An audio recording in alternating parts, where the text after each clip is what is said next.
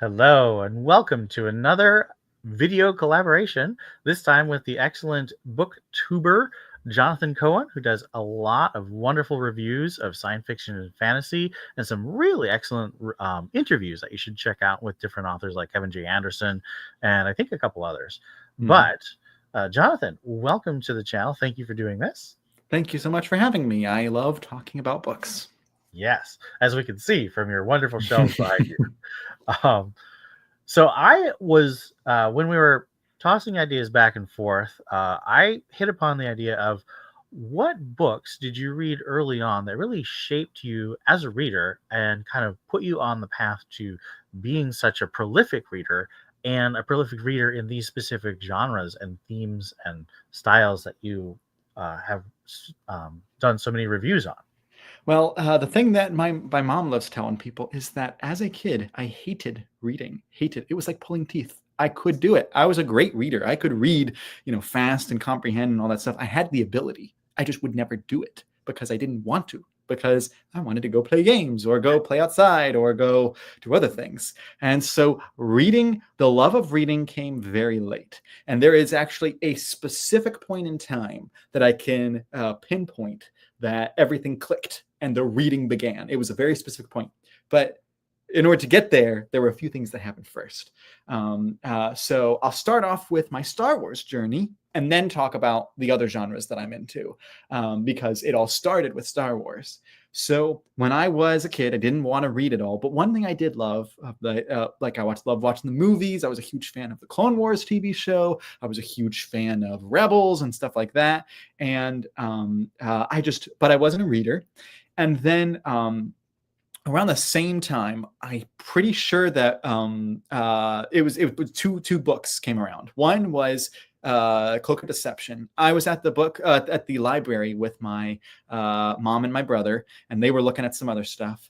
And my mom said, "Just go find something to pull off the shelves." And I saw this cover that had Valorum and had Palpatine and has Qui-Gon, and I loved at the time Phantom Menace was my favorite. It is no longer my favorite Star Wars movie, but I loved Phantom Menace, and so I was like, okay, I'll read this. And what helped was I'm a big political nerd. Even as a kid, I was into shows like The West Wing and stuff, and so I picked up Cloak of Deception, and it's a great political book. If you're looking for action, it's not. It's light on the action. But if you're into like political machinations and stuff, and you like the Phantom Menace, then you might like this book. And so that was like a book that I was like, hey, there's Star Wars books. This is awesome. The second thing that happened, and I don't have my set here to show off, there's somewhere else, but my brother-in-law said, hey, my sister is way older than me and she got married. And so he was trying to, when I was a kid, get me into reading books. And he said, hey, why don't you pick up these books? They're called the Young Jedi Knights series by Kevin J. Anderson and Rebecca Mesta. And he didn't even have all the books. He was missing book one and he was missing the final 3 books, but he had, starting with book 2 all the way, which is Shadow Academy. And he had all the way through the Emperor's Plague book, which is it's the 2 arcs, the Diversity Alliance arc and the Shadow Academy arc. And I read both of those arcs and absolutely loved the books. Particularly, everybody else who's read those books talks about how awesome the book Lightsaber is, deservedly so. But the book The Lost Ones just completely enraptured me, because The Lost Ones is a book where they go to Coruscant, the kids do, and their friend Zek is there, and their friend Zek is not a prim and proper person. And Zek comes to this big banquet, and he doesn't know what to do, and so he sees something on the table, and he goes and he eats it, and they're like, "That was for decoration," and he's so embarrassed by it, and I empathized with Zek so much in that moment, and I said to my parents, I told them that whole scene just like that, and they were like, "This is the first time you've ever gotten excited about what you're reading." And I was like, "I know, this is great." And so that was like, and this was when I was like, what, like 13, which is bad that it was this late, but that was about 13. And so I read that series and I read Cloak of Deception. It still hadn't clicked. I hadn't gotten to the point where it was like, I want to go out and buy books. I want to go out and read them for myself. I want to do it on my own without prompt. that would come in December of 2015. When in December 2015, for Star Wars fans, we all know that Force Awakens was coming out. But I had started working at a Chick-fil-A, and I had spending money for the first time. And I saw in a Books-A-Million a copy of Lords of the Sith, which I think I have on the shelves here. Yes, I'll grab them. Yeah, Lords of the Sith. And I read Lords of the Sith, and I loved it. And I saw that there's a timeline in here of some of the other Star Wars books. And I was like, I want to read all of them now. And so that began my epic reading journey in December of 2015, where I picked up Lords of the Sith with my own money and then said, all right, I got to read the rest of the Star Wars books. That makes a ton of sense to me. I think it's a little bit of a shame that these young adult books in the Legends or Expanded Universe timeline aren't really available. There are people who have them. You can buy them on the secondary market. Some of them are really pricey. Yep. Some people have created their own ebooks of them, but I really wish they would that Disney would pick them up and just do a conversion of the ebook, so at least they can get the ebooks and maybe an audiobook out there for kids to get into those characters, because being introduced to Jaina and Jason and Labaka and Zek and all these characters, I think would be really helpful. I think that it's a rights issue. I think that the publishers that published a lot of the kids' books from back in the 90s and 2000s do not work with Disney. And because of that, like they still hold the rights for reprints, and they've been like, we're holding the rights very closely. And so I think Disney would, because Disney's been very willing to reprint Legends books, because with the adult books from Del Rey, they've reprinted a ton of them, and it's really revitalized a lot of Legends discussion. So I think Disney would be willing to do it. It's just, I know some of those publishers are difficult to work with.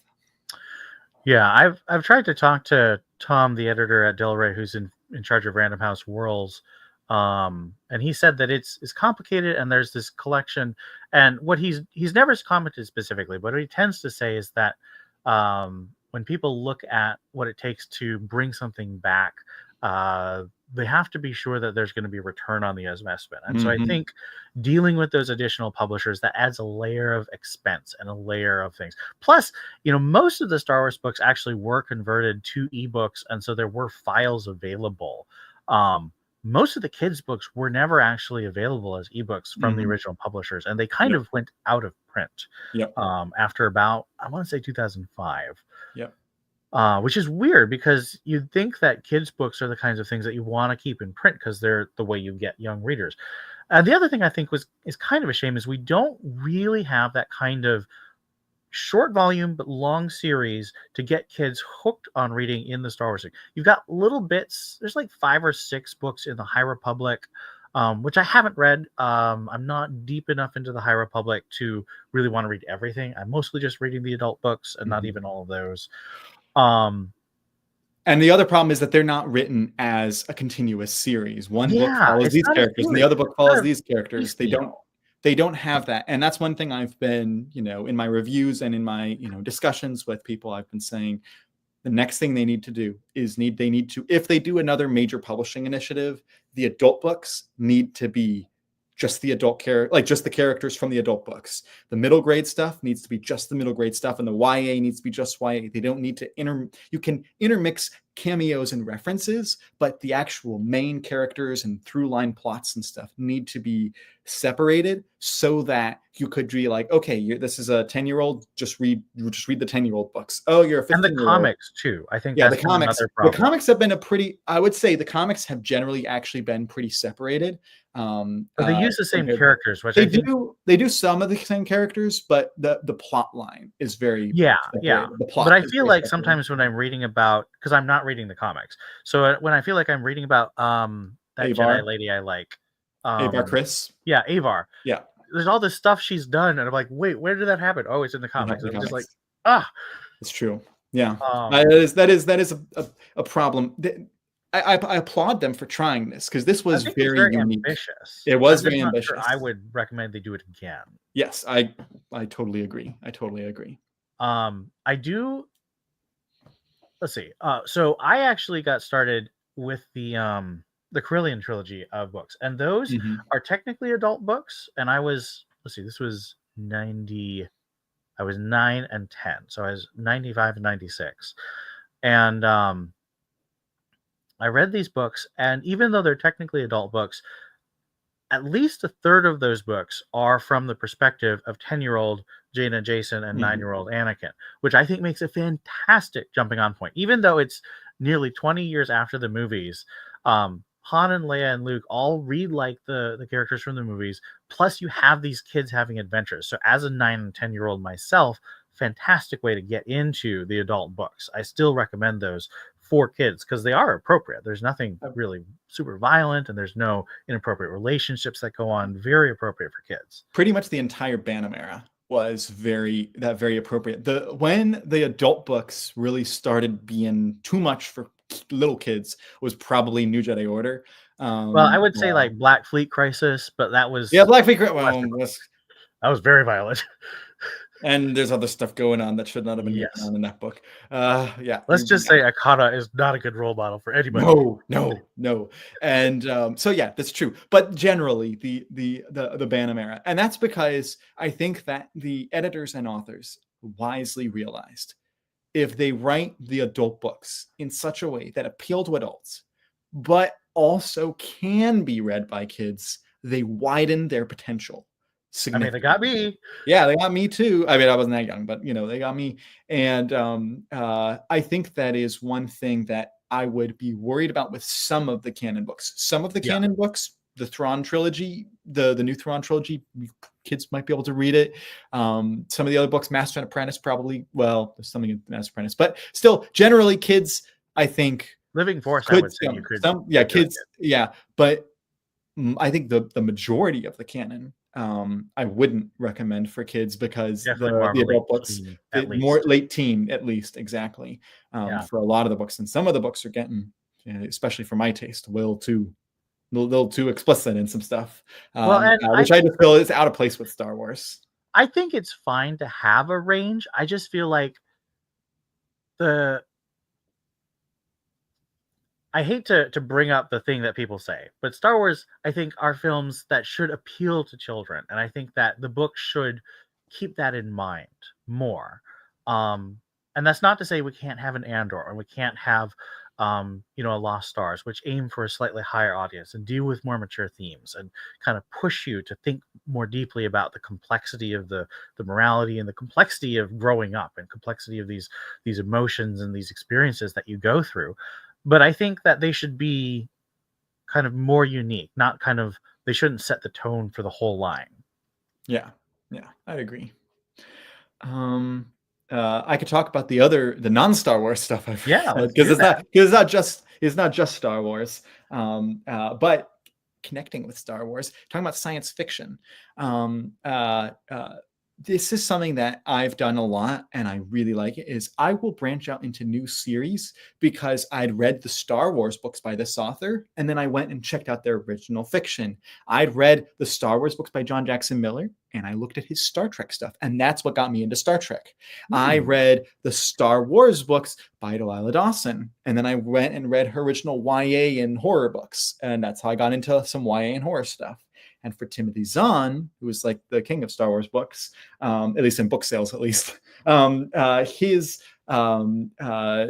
science fiction book that got me into reading stuff outside Star Wars for science fiction was Angel Mass. I remember picking this up purely because it had his name on it, and it has a pretty cool cover by Paul Ewell. And I picked it up knowing what kind of a not having read science fiction before. And then I read this and I was like, wait, he's got more. And at the time he had like 50 science fiction books. Now he's got like 70, but he had way more. And so I started picking up more of them. And then I started to realize there's other science fiction authors, not just Timothy Zahn. And that got me into more of the genre. And now I read science fiction so much. And that's why I have so many of my friends who kind of poo-poo reading Star Wars, and they're like, "Oh, you're reading that stuff," and it's like that was the gateway into everything else. I don't think I would have enjoyed science fiction quite as much if I hadn't done it in the way, if I hadn't branched out the way I've branched out, which is start with Star Wars and then try the other authors, different subgenres and stuff. It really bums me out that there's still that attitude of, oh man, a Star Wars book isn't a real book. Right. Because and the thing is, there are Star Wars books that I wouldn't recommend myself. And Oh, we've talked about some of certainly. them, both because they're not our taste and because we don't think they're as well done. And there's lots of reasons. But I think generally authors who work in Star Wars pour their heart and soul into it. They Mhm. do as good a job as they do on their original work. And um I think that it's really a shame if people don't give it a try. And if it's not to their taste, that's fine. But I think people should at least give it a try before they say, "Oh, that's not for me." Or at least not have a problem if someone else gets into it. Right. And I would apply the same logic to other franchises like Star Trek or Terminator books or Halo books, but I would also to other subgenres. For instance, right now, the in the hard genre communities, it is very popular to beat up on romantasy. Everybody loves to just hate on. They'll take a picture and show the picture in on Twitter, and they'll say, "Look at this awful romantasy book," and people will just say, "Oh, this is such a stupid concept." And to me, I say, yes, it's not for me, probably. I just tried a romantasy book recently. It was not for me.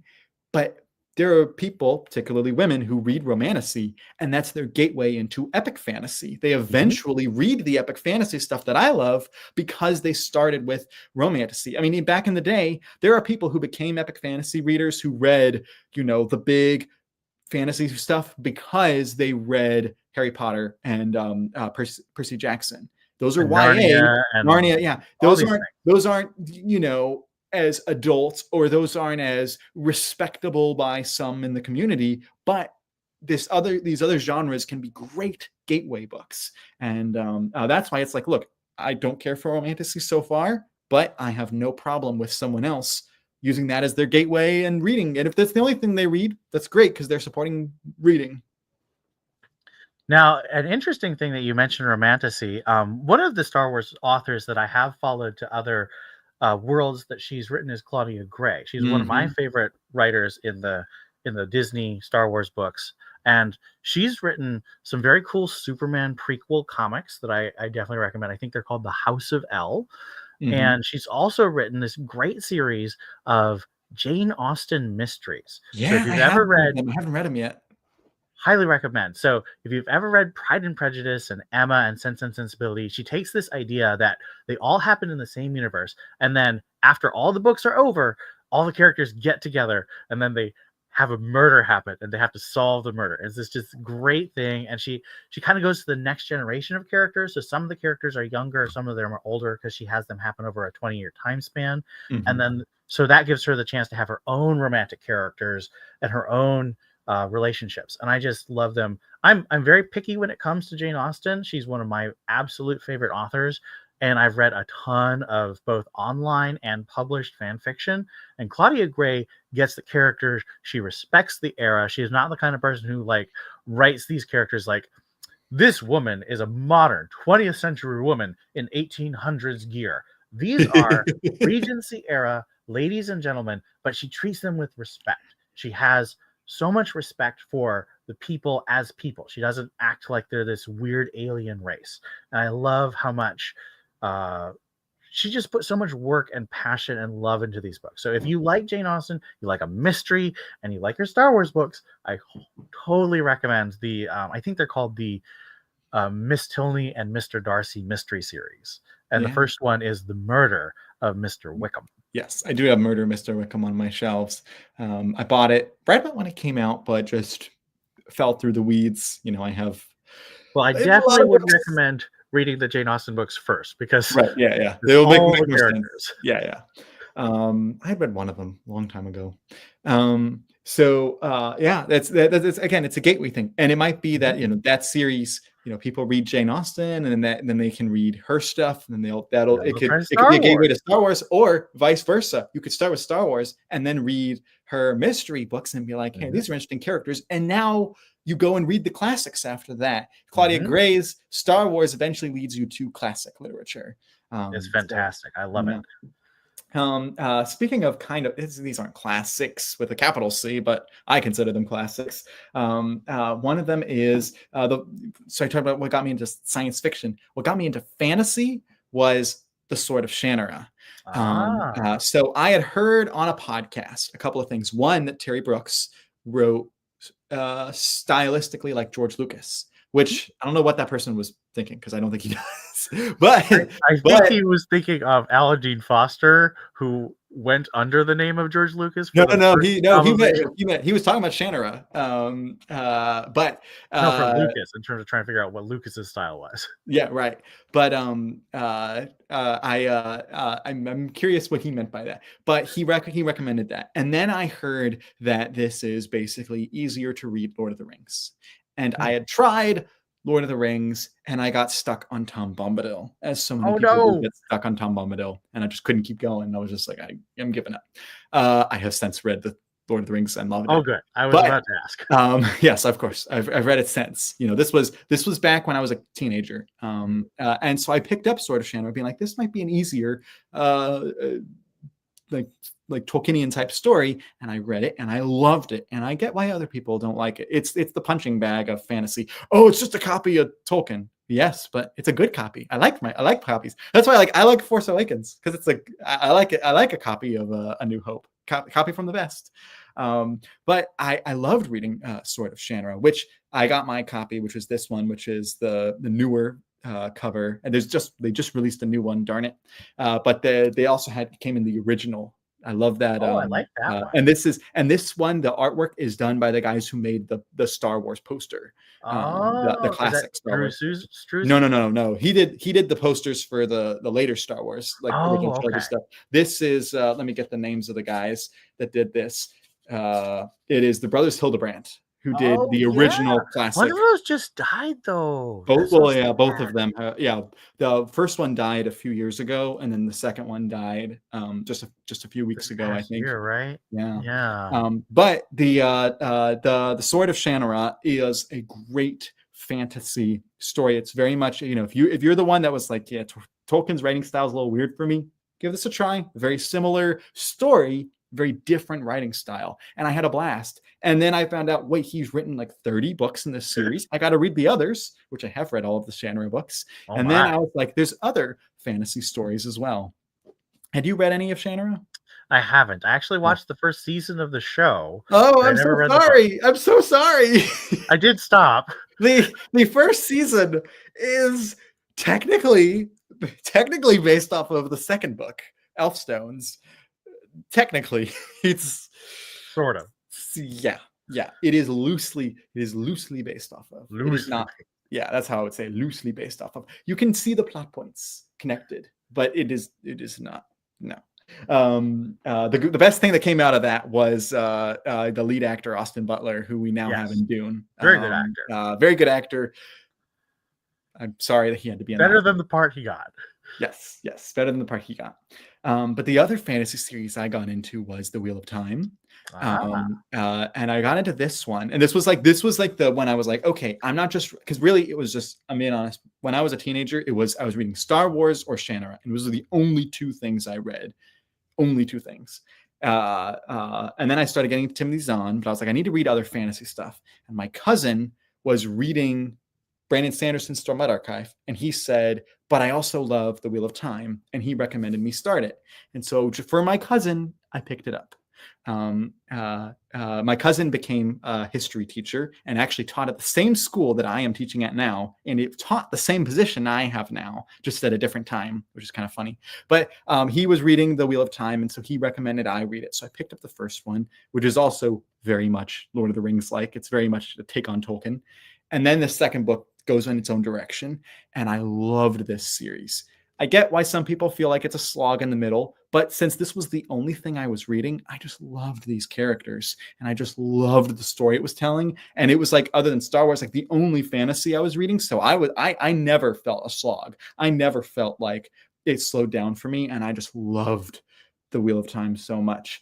Again, the TV show, I not have so much. not watched any of the TV show. Even though I love Rosamund Pike, I I love have just Rosamund heard Pike. so many things that the show is not worthwhile. It got some things right, not enough things right, is how I'll say it.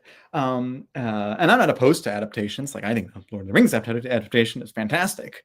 And I think, you know, the new Dune adaptation, that's a very new adaptation, is a great adaptation. I think it, you know, it changes things for the better. I think it did really well with those. But the adaptation of Wheel of Time, don't recommend. Well, I wanted to close out with a couple questions. Um, there was a recent post by a young lady who read 100 books last year, and a bunch of people on Twitter were saying, "That's not true. You just skimmed. It's not possible." To which I said, "You guys just don't read very quickly, clearly." Or So read I very feel like, much. yes. So I feel like, given the amount that you read, I mean, you've got 11 books that you're planning to read in January. Mm-hmm. Have you ever clocked your reading speed? Like, how fast about do you feel you read? I don't clock it on like a page by page level or a minute by minute level, but I do clock it on an hour by hour level. My average is between 50 and 100 pages per hour. If it is the start of a book, it's usually closer to the 50 page range because I'm just starting the book, have to get into it, have to orient my mind, you know. But if I'm towards the end of a book, I've been in it, I'm excited, I want to finish it, I'm eager to get done, I read faster. So I can do about 100 pages an hour. I will admit there are the occasions that I do skim when I get to certain action scenes because it's just action. I have such a hard time reading action scenes. But generally, I read all the books that I'm reading, and I do read through all the scenes of them. And I read about a couple hours a day, maybe when I'm working. I read about 1 hour a day, maybe two. That's all I have the energy for. And then on weekends, I might clock in 3 or 4 or 5 hours. Like I kind of bank up on the weekends. So I can read 2 to 3 books a week. And it's not like I'm reading, it's not like I'm reading like a Stormlight book and then reading 3 of those a week. No, it's like I'm reading, a 300-page Star Wars book and maybe a 400-page science fiction book. And, that's generally now on weekend, like for this, right. We're recording this on like right at the beginning of January when we have my school's off right now that I teach at. So I've had like a 2-week break. So I just binged books for the last 2 weeks and kind of caught up and got a little ahead on some stuff. So I read like a book a day the last couple of weeks. But generally, it's like 1 or 2, maybe 3 books a week, and it's about 50 to 100 pages an hour. And I think that's very doable for people if you set aside the phone, set aside the computer, the TV, and you just sit down and you just read and just don't do anything else. I think 50 pages an hour is very attainable for a lot of people. Maybe, and I know some people have, things that make it harder for them to read and, it slows them down. But I think the average person can attain that. And that means it's only taking you like 5 or 6 hours to read the average book. If you're actually just sitting like a 300-page book, you can get in like 6 hours, probably, maybe 7.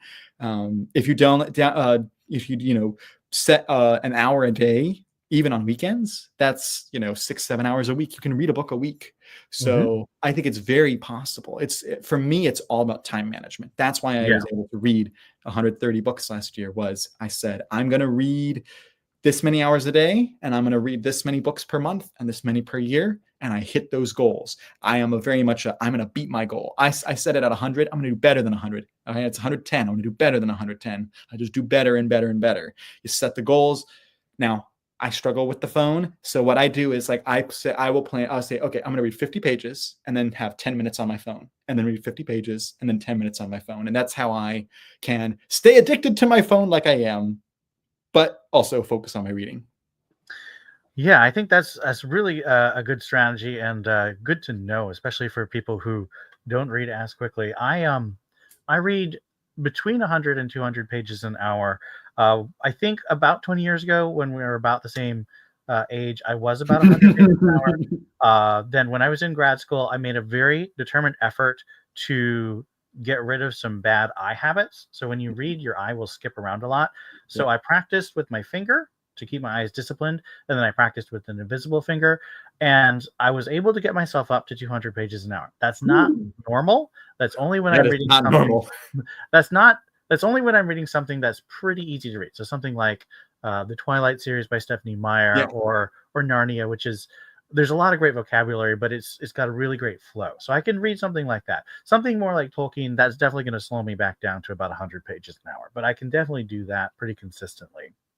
Yeah, that's Um, I'm impressed. Good on you. I hope I can get there. Because man, think of all the books I could read. I know, right?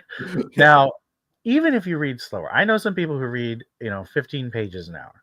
If you read 15 pages for an hour every day, you will finish a book in about 2 or 3 weeks, and you can finish 10 books in a year. And that's 10 times the number of books the average reader The reads a average. year. Mhm. Most people don't even read one book a year. You're Yeah, I doing better than 50% of America if you read one book a year. think the average was if you include people who don't read books, I think the average was like 0.6 books per person. Yeah. In 2024, which is very sad. But I think yeah, I agree. Like you get to doing 10, and then after you do 10, and then say, all right, now I'm going to do 12. I'm going to do one per month. One per And then month. after doing that, then you say, all right, now I'm going to dedicate a little bit more time, and then I'm going to do 2 per month.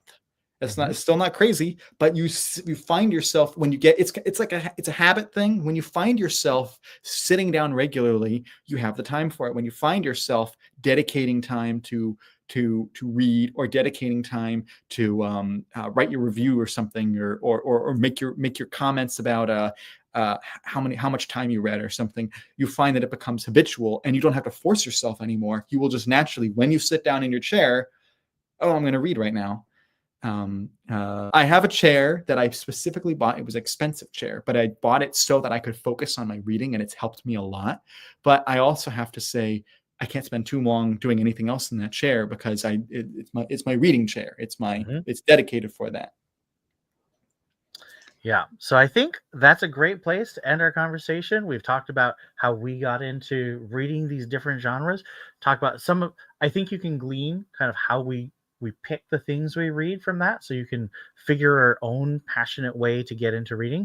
And we've given a few tips about how to read, how to improve your reading, and that it really is doable. You don't have to be intimidated by page length or reading speed. You can do it even if you read at a more slow pace. So I think both of us would definitely say, read all you can, find the good books, and delight in them. Yeah. Thank you for having me on. Thanks for coming. All right.